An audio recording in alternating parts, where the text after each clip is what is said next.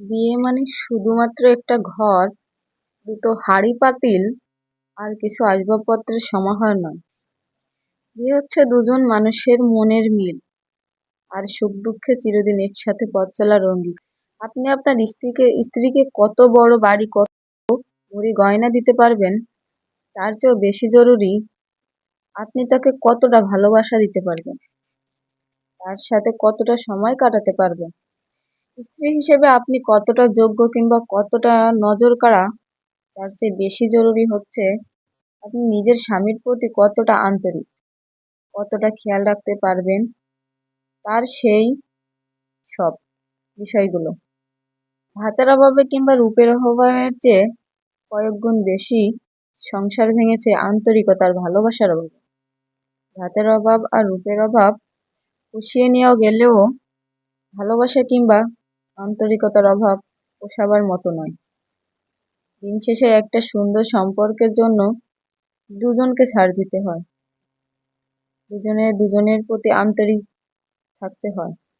ভালোবাসা ভালো লাগাটুকু একতরফা চললেও সম্পর্কের ক্ষেত্রে না হলে দুজনেরই দুজনকে গুরুত্ব দিতে হয়, না হলে সম্পর্ক টিকিয়ে রাখা যায়। হয়তোবা দুজনের মাঝে অনেক সময় অনেক ঝগড়া হতে পারে, অথবা খুব খারাপ পর্যায়েও যেতে পারে, কিন্তু তার মানে এটা নয় যে সংসারটাকে ভেঙে দিতে হবে। দুজন যদি দুজনকে বুঝতে না পারে, তাহলে হয়তোবা সংসারটা একটু কঠিন হয়ে যাবে। তবে হ্যাঁ, কখনো যদি এমনও পর্যায়ে এসে দাঁড়াতে হয় যে কারোর কাছে কারোর মূল্য নেই, তখন হয়তো চুপ থাকাই ভালো। কিছু কিছু বিষয় আপনাকে চুপ থেকেও বোঝাতে হবে যে আপনি তার প্রতি কতটা কষ্ট পেয়েছেন অথবা তার প্রতি অভিমান করেছেন। তবে দিন শেষে যদি সেই অভিমানের ভাষাটাই আপনার স্বামী অথবা আপনার স্ত্রী বুঝতে না পারে, তবে এই সম্পর্কে হয়তো খুব বেশি ভালো হওয়ারও তেমন কোনো দিক দেখা যায়নি। মানুষ যেমন স্বার্থ ফুরালে মানুষকে চেনে না, কিন্তু আপনাকে তেমন হলে চলবে না। আপনাকে হতে হবে যে আপনাকে বিপদের সময় আপনার পাশে ছিল, তার কথা আপনাকে মনে রাখতে হবে। সেটা যদি আপনি ভুলে যান, হয়তো আপনিও তার মতো হয়ে গেলেন। তবে হ্যাঁ, পৃথিবীর সকল মানুষ কিন্তু এক নয়।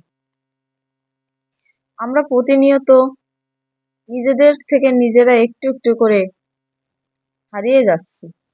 এর কারণ একমাত্র প্রতিটা মানুষের ভিতর অলসতা এবং মানুষের যে গাম্ভীর্যতা, এই দিকটা তাকে পরিবর্তন করতে হবে।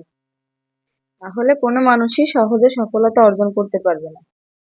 তাছাড়া সফলতার পথটা এতটাও সহজ না যে আপনি চাইলেন আর সফলতা পেয়ে গেলেন।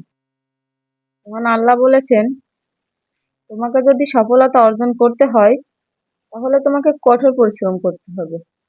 হ্যাঁ, তোমার ভাগ্যে আমি দিয়ে দেব অথবা আমি যা লিখেছি তাই পাবা। তবে আল্লাহ তাআলা এটাও বলেছেন, তোমার ভাগ্য তুমি নিজে পরিবর্তন করে নিতে পারো। সেটা তোমার কাজের মাধ্যমে, তুমি তোমার সৃষ্টিকর্তার কাছে চেয়ে।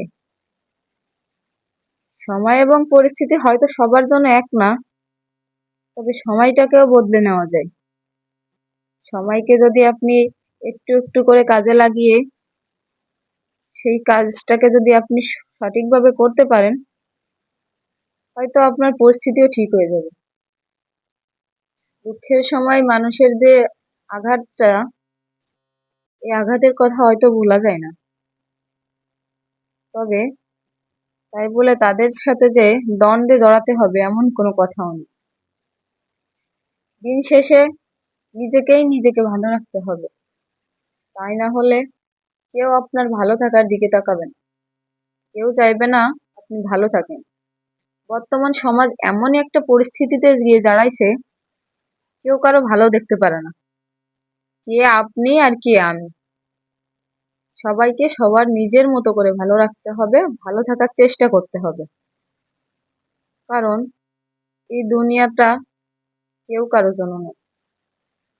আপনি যেমন ঠিকই একা একাই দুনিয়ায় এসেছেন, ঠিক তেমন ভাবেই একা একাই দুনিয়া থেকে চলে যাবেন।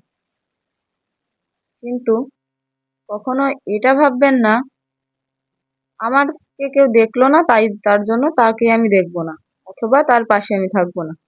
এটা যদি করে থাকেন সেটা হবে সব থেকে বড় ভুল। কারণ যে আপনার পাশে ছিল না, তার পাশে আপনাকে থাকতে হবে।